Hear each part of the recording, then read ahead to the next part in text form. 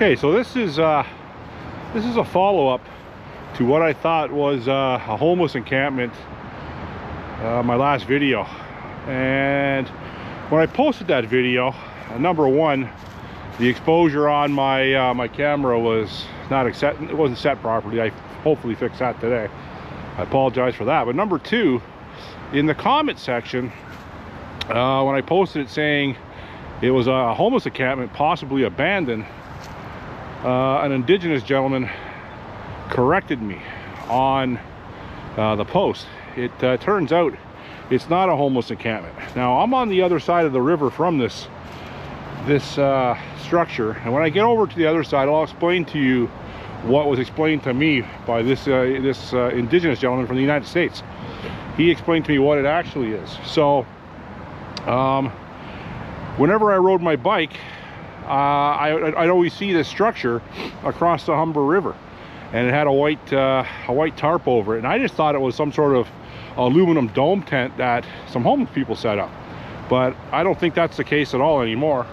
And like I said, once I get over there, I'll explain it to you. But I'm just going to show you the vantage point that I used to see it for the last 2 years, riding my bike along the Humber Trail at an elevated level, looking east, looking from west to east. And it's over here. Just gotta go down a bit of a hill here. Now, I'm not gonna go down there, obviously, because that's something I'm not gonna do. But over there, you can see those ribbons. And when I get over there, I'll explain to you what was explained to me about them as well. But I'm heading over there now. I'll be over there, I don't know, maybe 10 minutes. So this is how you enter to where I'm going. It's what I showed you earlier from across the river. This is how you get here. So you come up this access road where they're doing construction on the Eglinton Crosstown Light Rapid Transit. It's a big project. They're years away from completion. But yeah, so you come down here. They got it all hoarded off for the construction project. It wasn't usually like this. Just coming underneath the Eglinton Bridge.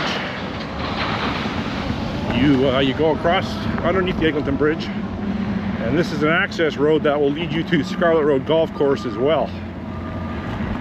But we're not going there, and the gate's open today. So if I wanted to, I could go right into Scarlet Woods Golf Course, which my brother loves. I'm not a big fan of that golf course. So you turn a right down this access road here. Well, yeah, you could get a vehicle down here, I suppose. Yeah, maybe not. But this is, it's a groomed trail for sure. So when I was here last week, I might have made a mistake and thought it was a homeless encampment. There's a lot of firewood here and some tarps. I don't know what's back in there, but up here there is a sign that reads, "Join us, all are welcome." So when I seen that last week, I thought that kind of odd for a homeless encampment. So this is what I'm going to, this is the structure that I'm going to explain to you what was explained to me in 1 second. So the structure in front of me, as it turns out, is in fact a sweat lodge, an indigenous First Nations sweat lodge. And the person that commented on my last video, he says it's an Inipi. So it's spelt, the way he spelt it is I-N-I-P-I. And I'll go on to read what he says. He says it's Native American. Now, bear in mind, this person that's commenting on my last video is from the United States. So he says it's Native American and is used for a sweat lodge. If you count the poles, there are 12 poles and the opening is faced east. The ties on the poles are prayer ties. So there's a lot of prayer ties there, as you can see. It's possible that a Native American constructed that for purification. So it was a Native person that constructed it, most definitely. Were they from the United States? I'm not sure about that. I'm not sure what tribe is involved in this area. I looked for it, but I'm going to another location. I don't know, but maybe a kilometer away from here. That maybe will shed a little more light on this. But anyhow, yeah, so then he said more than likely a native man that set the lodge up is Lakota. So like I said, I don't know that. I've never heard of any Lakota up in this area, but I'm not an expert in that by any stretch. So what I previously stated might have been a fire pit or a cooking pit, that was probably to get the rocks hot, to add water to them to make the steam, i.e. the sweat lodge. And he also stated, this gentleman, he asked me if there was a fire pit nearby, and there was. And he stated that the doorway is built facing the east, which it certainly is. And there are 12 poles that go vertical around Inepe. I counted them, there is 12. So yeah, it's I wonder if that's hemp rope. That could be hemp rope too. Yeah, it's quite the structure. I'd be hard pressed to build it. I maybe could, but it's a little work involved for sure. So yeah, so I just wanted to come down and clarify that this I'm almost certain now that it isn't a homeless encampment. You know, I don't think. It's definitely got some native ties to it for sure. So the state of this area isn't the best, but we'll go up the trail a little bit, and I'm gonna go across another native parcel of land that's been allocated by the city of Toronto, and I'll explain that area once I get there as well. I might have a coffee here first, so I think I'll set up a little coffee station here. The river is high. It rained yesterday. They even got some rock stairs here. It's kind of nice. So that's where I was over there, when I just over there on the banks there, and the river's kind of high. I'm gonna set up a coffee. So this is my bike configuration today. It's a light configuration compared to what I normally tour around with. Got my comprehensive first aid kit on today. That's got a tourniquet in it, clotting packs, everything, scissors, stuff you need in the event of a bigger injury. I got my breakdown camp chair, got my military shovel, that's always on there. I got my dog watering 2-in-1 combo bottle and dish. Got my camo bike cover, my rear trunk. So not too much today, but yeah. So I just talked to two people. They just came up on me, a man and a woman, and they know this area quite well. And they say this area here is a parcel of land that is allotted for Indigenous people, but it's not associated or tied in to the parcel of land I'm going to go visit about 3/4 of a kilometer, half a kilometer away from here. They say it's two completely different things, and this guy seemed quite knowledgeable, so I have to take him at his word. And you know, regardless, they're both Indigenous sites. So I'm going to set up a coffee. I have my my coffee with me today in my backpack. I'm wearing my Maxpedition Sitka backpack.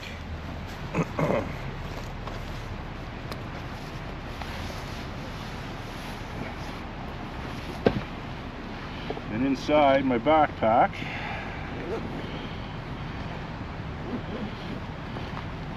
I have my little pot for coffee with my stove in there. I got some gas to power my stove. I'm not doing a wood burn today.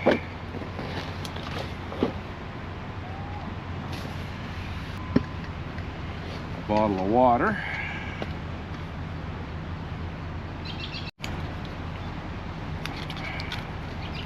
My usual Nescafe coffee that's already pre-mixed. It's got sugar in it. It's not the best for you, but it compensates for milk and cream.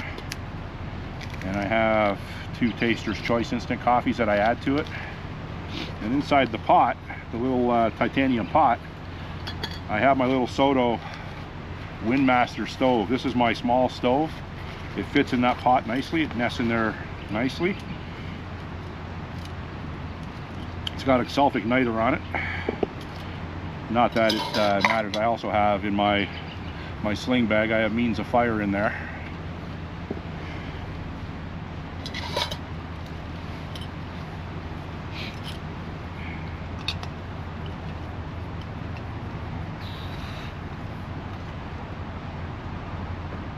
Yeah, it's interesting. When I was talking to the couple that just walked by, the guy had the exact same bike as mine, e-bike. I've never met another person that had the same bike, and I believe that he did have it because he knew the bike in and out. Give me some tips on it.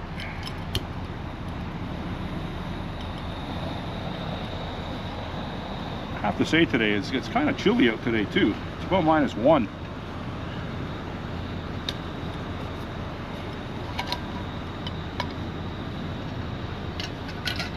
Now, in the event I didn't have this pot, I could start a fire and put this bottle. It's a single walled stainless steel bottle. I could put it right on the fire if I had to. Take the lid off, of course. So I'm just gonna boil that water up. Put the lid on, speed things up. I have a little visitor here. I don't know where this dog came from, but it's a beautiful dog. And obviously, it's a sniffing dog, and it, holy cow, he can run too. So anyhow, he smelled my treats, obviously. I got my treats. I was gonna give him a treat, but I always ask the owner first.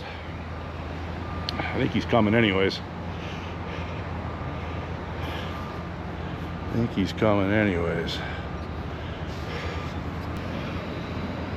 I'm just boiling the water. It's almost done. So the guy with the dogs, he's going through a path over there, which I'm unfamiliar with the path.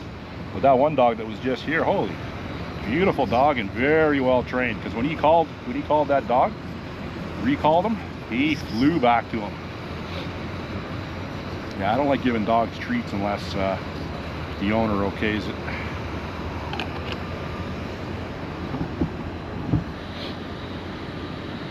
This setup here, you know, it's a little unstable compared to my other stove, but as long as you're careful.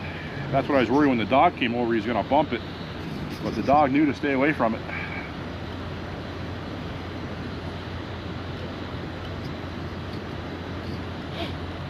I didn't bring my insulated coffee cup with me today. I'll just drink out of this. Like I said, it's a little chilly out today. Doesn't take long to boil. It's almost done. Okay, it's at a rolling boil now.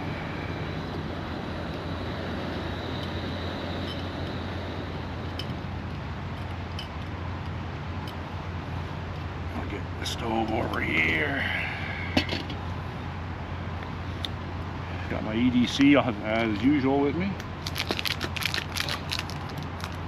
So what I do with this, I just put in half of this,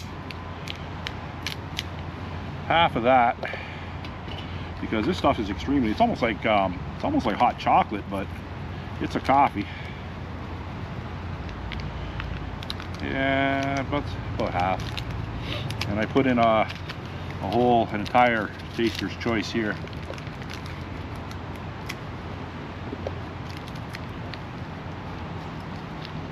Just a quick coffee on the trail today.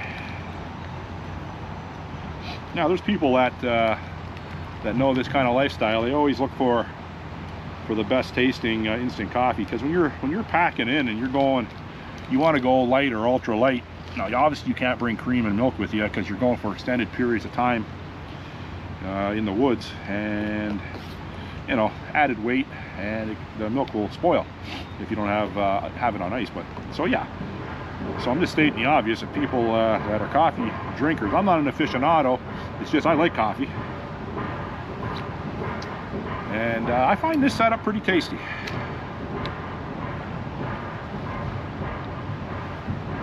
Not too bad. I don't really like drinking out of this. I like drinking out of my coffee cup, but I didn't pack it today. I have a collapsible silicone coffee mug on order. I think it comes today actually. So I'll start bringing that because I don't like drinking out of these. Bad it. Not the end of the world.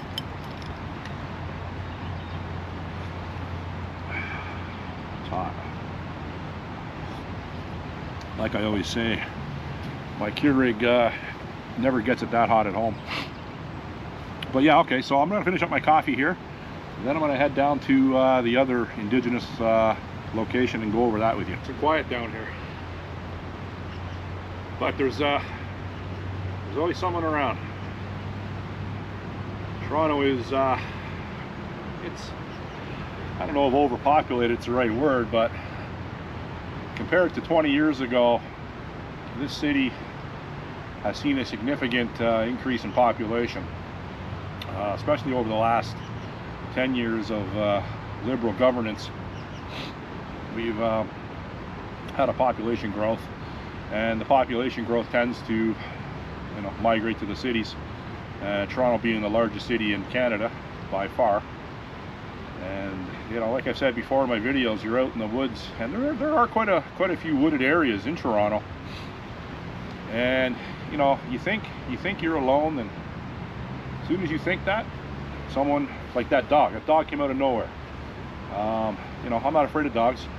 I'm good with them, but I couldn't see the owner. I didn't see the owner for quite some time, but obviously that dog was a very well-trained dog, and his recall was really good. So, and he was friendly. He didn't want to attack me, so that's cool. But yeah, there's always people wandering around the bushes, and I don't really do that. I don't really follow all these trails. Like, people know these trails. Like, this is a fair size. This is a fair size wooded area, and I've never been in these trails back in here ever. It runs parallel with the Scarlet Woods golf course, and you can't go too far. You can't. I imagine you could follow this trail out to the Scarlet Road Bridge that crosses the Humber River. I'm almost certain of that. So it's not that far from here.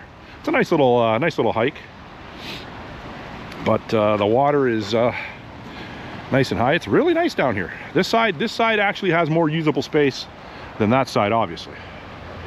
That side, you can't really do nothing over there because the banks are steep, but there's a lot of floodplain here on this side. That is perfect if you want to come down for a campfire, which I don't think you're allowed to unless you are indigenous. I think you're an indigenous person, you can have a campfire pretty much anywhere, but for non-indigenous, I don't think you can have a campfire down here. I'm not saying that doesn't stop people do it, but whenever I have a fire down here, I never have a fire in a fire pit. I always have a contained fire in a twig stove, or my solo stove Mesa XL, which I don't have today. I'm not having any fire today anyways, but yeah, coffee's tasty.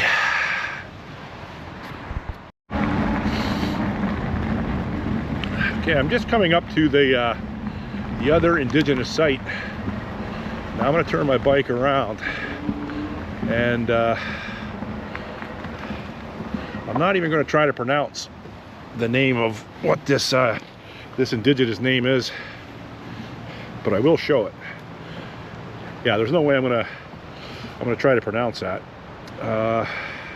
But hosted by the ENAGB, ENAGB Indigenous Youth Agency.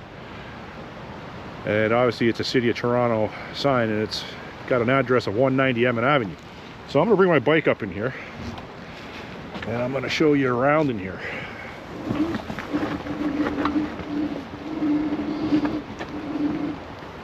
I'm just gonna walk it in.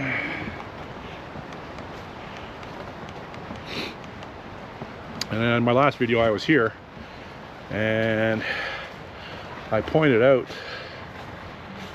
a couple interesting things here I just noticed. But yeah, so wow. Once I get up there, I'll take my my GoPro off my bike mount, and I'll walk around.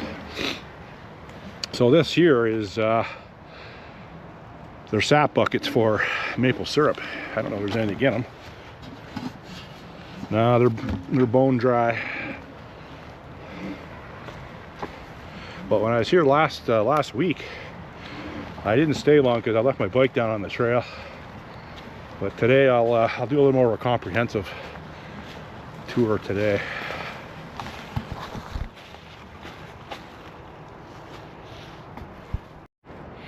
So I'm going to do a little walking around this this site. My understanding, I went online and I found a little research on it. It's a 2-acre parcel that has been allotted for an Indigenous youth training center, and it's surrounded. It's kind of in a, I don't know what you'd call this, but yeah, it's a valley, obviously, but it's surrounded on, well, 2 sides by quite a steep hill. And from my understanding, from what the research I did, they have garden plots here, but it's to grow obviously indigenous type plants, medicinal what's the word I'm looking for? Medicinal plants that they'd use in native culture. Like this teepee is made by the Sumac Creek Teepee and Trading Company, Serpent River First Nation. So I'm gonna go in it. So this is the first time I've ever been in a teepee. I have some firewood in here. Yeah, it's big. So I imagine with the fire going in here, it would get quite warm.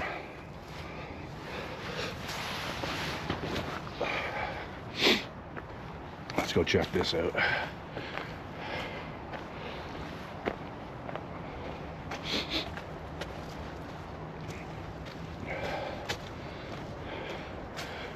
So it's locked up. So some sort of maybe office or something. Another teepee over here. Wow, look at this path down in here. I'll come back and I'll be taking my bike down here. I don't know how long this area has been here, but I know they had an indigenous group that were down here protesting the Eglinton Crosstown. They didn't like the fact that it was encroaching on traditional native lands. So this was, I don't know, I think 2023 they came down. Yeah, this one's in a little disrepair. I'm not going to go in there. It's kind of eerie, really.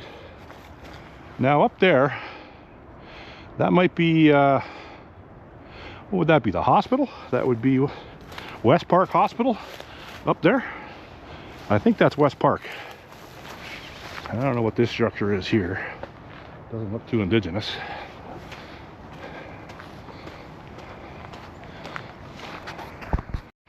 So they have a path marked out here, and what this is, and I only know what this is based on my brief conversation at the last sweat lodge. The lady, I didn't get them on camera. I didn't want to do that. I didn't even ask them. The lady said that sweat lodge back there was exceptionally tall, and she said they were usually short. So like this one. Yeah, okay. 1, 2, 3, 4, 5, 6, 7, 8. This has 8 poles, vertical poles. The gentleman that commented on my last video, he said it should be 12, but the door is facing east. He did say that. So that's a sweat lodge.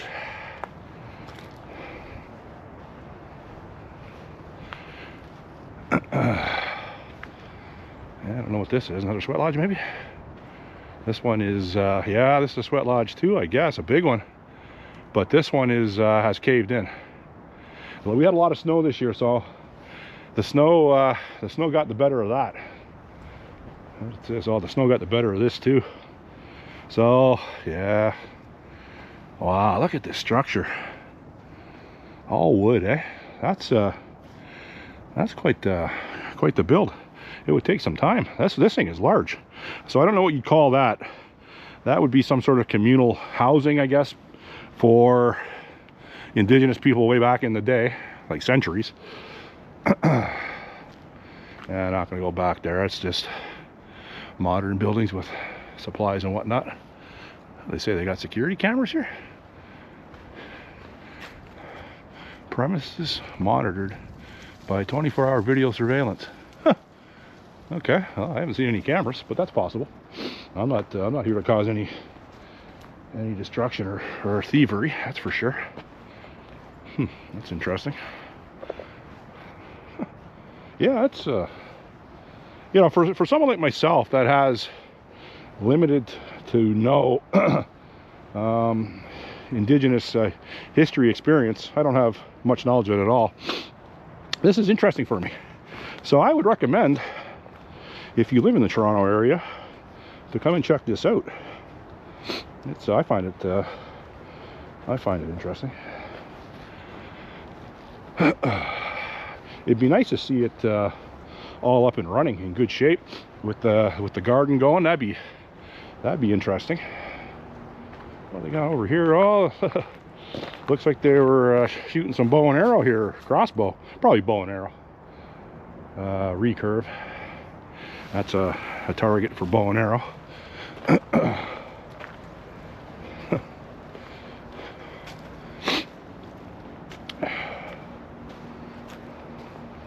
So I'm gonna go down that trail. I'm gonna go check that out.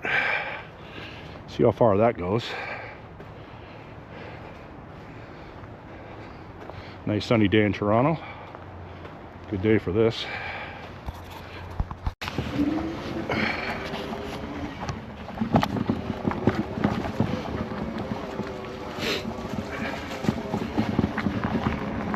So like I said, it's the first time I've ever been in here. So I don't know where this trail goes, but I'm gonna check it out. See no wildlife yet.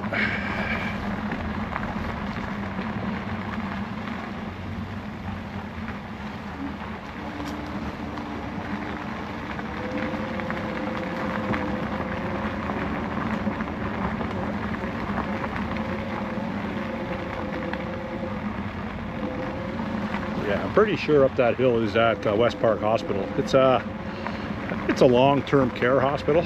I'm not exactly sure, but it's been around. That is a new iteration of it. It's been around for a very long time. I seen the old hospital before they tore it down, and it looked like Shawshank. It was kind of a creepy looking place.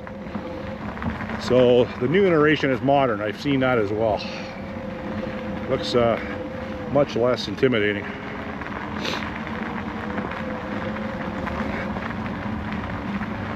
Oh, this is quite the trail. I like it. Okay, so it brings you what? Oh no, what's going on? Going very slow. Obviously, you can see that.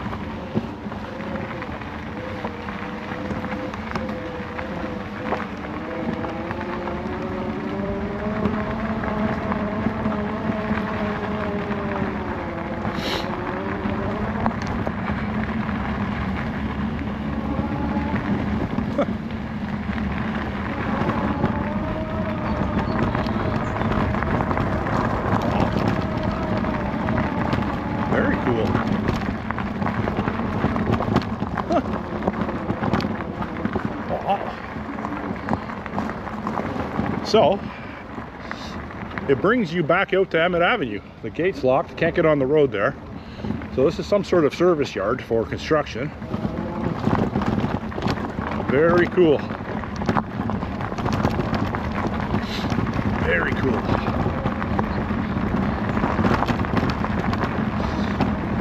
This is where these aftermarket tires come in handy. This terrain's a little rocky, and these tires are meant for this terrain. So I feel more comfortable than with these on than the factory tires. So I just seen another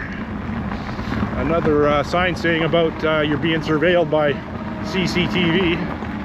Like I said, I have seen no cameras, but they could be Wi-Fi trail cams that are camouflaged. That would probably make sense. That way you couldn't see them as easy.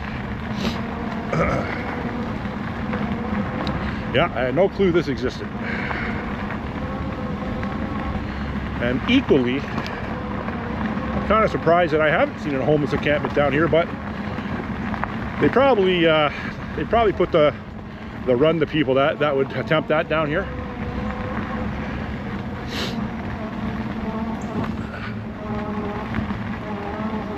quite a parcel of land they got set aside.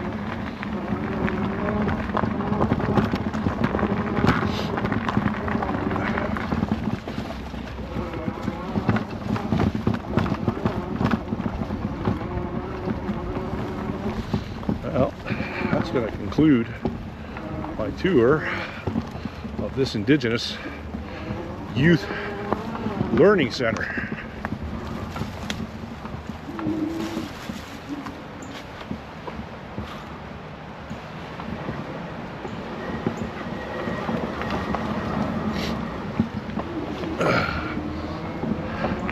Just going north along the trail.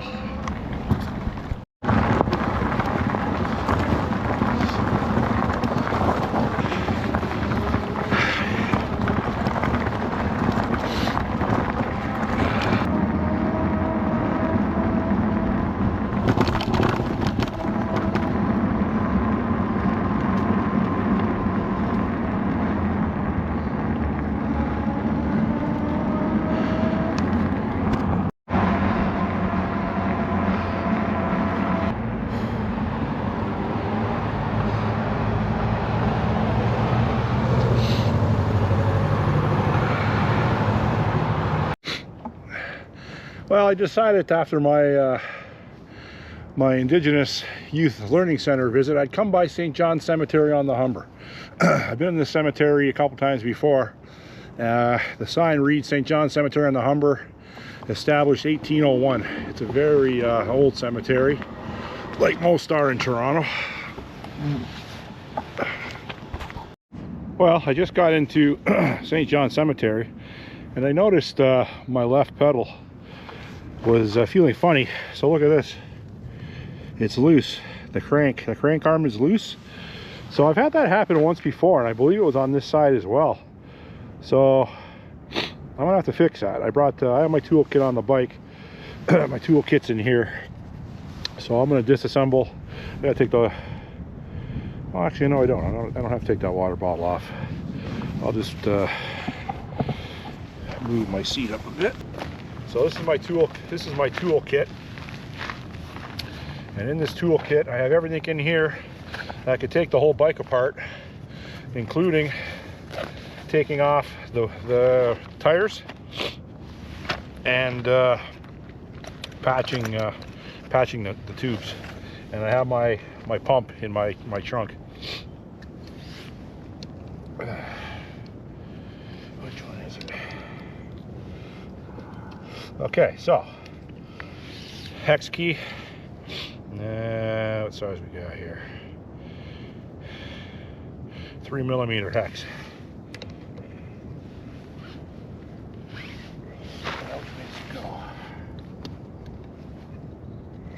Now let's take it out and do it right. But it's not loose no more. So that's just something I have to keep an eye on.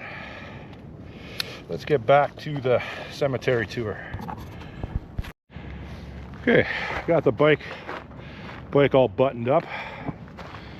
So yeah, I just thought when I was riding it, something felt loose on that side. And like I said, I had that happen before, so I kind of knew what it was. And I don't know if I got maybe put a little Loctite on that. I don't know. Maybe I will. But anyhow, this is St. John's on the Humber Cemetery, also commonly known as the Dennison Family Cemetery.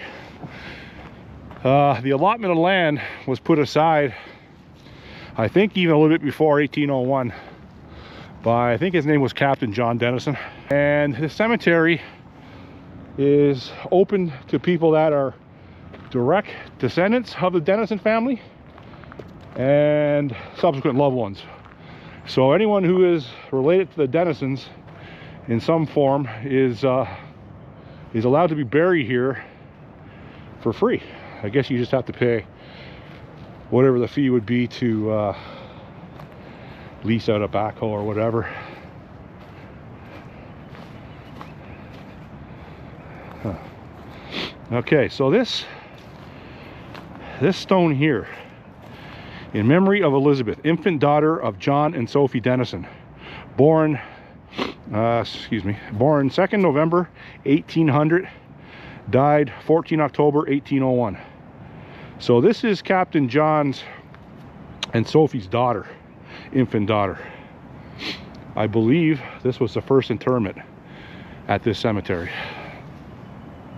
Now over here in this crypt, oh wow, oh okay, so this is actually John Dennison's crypt. I imagine his wife is in here too, Sophie. Wow, this is a lot to read. Yeah, his wife's in here too. Can't really see it because of the weathering on it, but it's beautiful. Yeah, I'd have to take some water to that to read that. Yeah, I'm not going to attempt to read that. Sorry, it's a little too hard on my eyes, but it's beautifully engraved. And obviously, I don't know much about John Dennison, but he was a man of Providence for sure. And over here we have a very old tombstone, sacred to the memory of George Taylor, born at Dover Court, England, 1762, died at York, Upper Canada, 1812, age 50 years. Quite old, very old. It's kind of reminiscent of the cemetery I was at, Oakland Cemetery in Niagara-on-the-Lake. I think it was Oakland or Oakdale. All right. Hey, what's going on? How are you? Just found another little friend here, Morris. Just gave him some treats off camera. Boy, Morris, you gotta go. You'll go, boy. Morris, a good boy. Go. Doesn't want to leave. He likes those Costco beef treats. Yeah, so I was just talking to the lady that owns Morris there, and she comes here with the dog quite often, and I just showed her the grave of John and Sophie and the infant daughter Elizabeth. She didn't know about it, but well, I gotta get this dog. Come on, let's go. Let's go, Morris. Come on, let's go. Want a treat? Come on, let's go. Morris is my dog now. You go, boy. Come on, let's go. You gotta go, Morris. Gotta get this dog out of here. Morris is gone. Yeah, so I just gave that personal history. Not that I know a whole lot about this cemetery, but I did know a little bit about Captain John. So this little church here, apparently, from what I've been told, was built around the 40s, in the 1940s.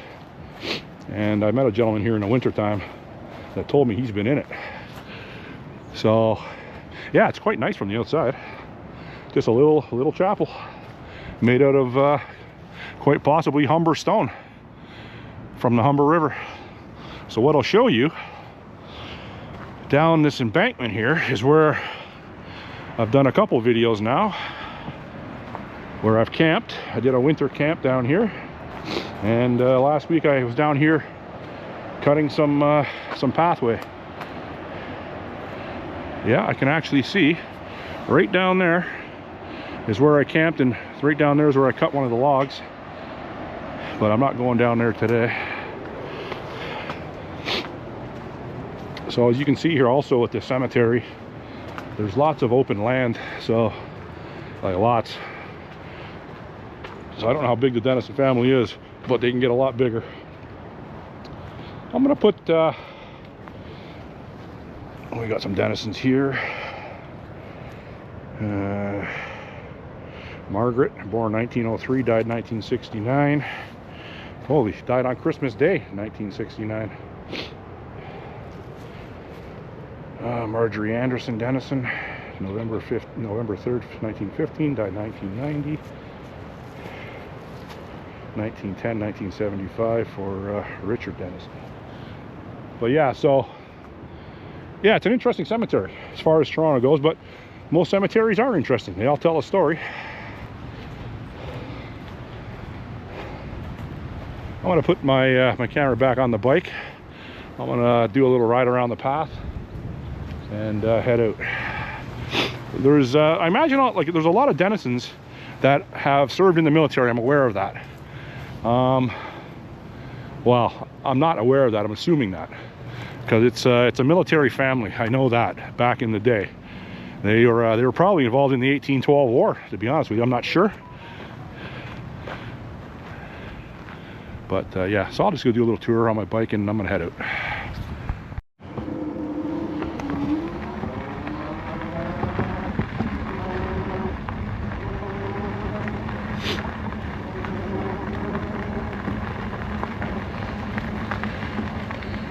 That girl I was talking to with the dog Morris, I was saying to her that whenever I come to a cemetery, there's usually a person walking a dog, at least one. And I made the joke that they're serene, they're very peaceful, and I said to her that it's better dealing with dead people than people that are alive, and she laughed and said, "You got that right." So a bit of a commonality in our sense of humor. So this is all obviously land that could be used for burials. I don't know how close they get to the ravine here. Probably not too close, but it's all fenced off. Holy, what do we got down here? Holy moly. Holy, look at this. So there's a walking trail that comes right through the cemetery and down here. Now, if I had a mountain bike, a full suspension mountain bike, I could go down this trail. It'd be, you probably can't get the scope of how steep and dangerous that looks from my camera, but my my e-bike is not meant for this type of trail. I could walk it down, but yeah, it's rough. It is very rough. This is a very, very unique area of the city. All sorts of land back here I was unaware of. And this fence goes down quite a ways. Can you imagine having to build this fence?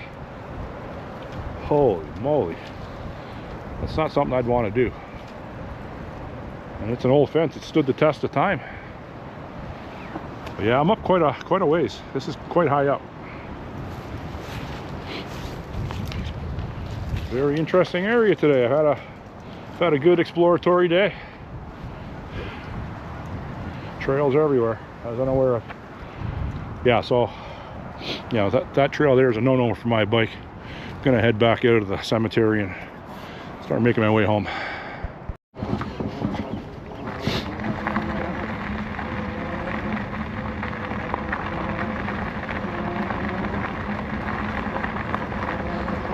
Not so many trees on the property, but they're obviously mature.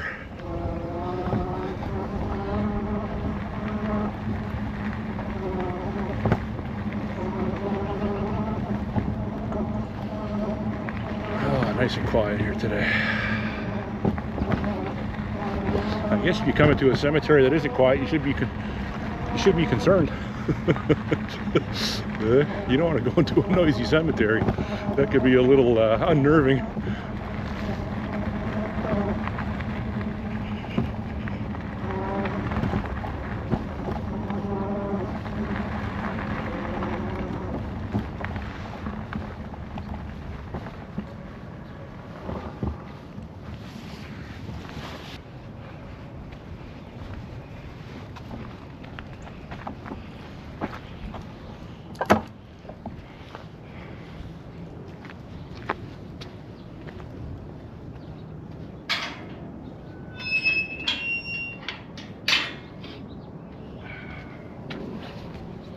That's going to conclude the St. John's Cemetery on the Humber, also known as the Dennison Family Cemetery.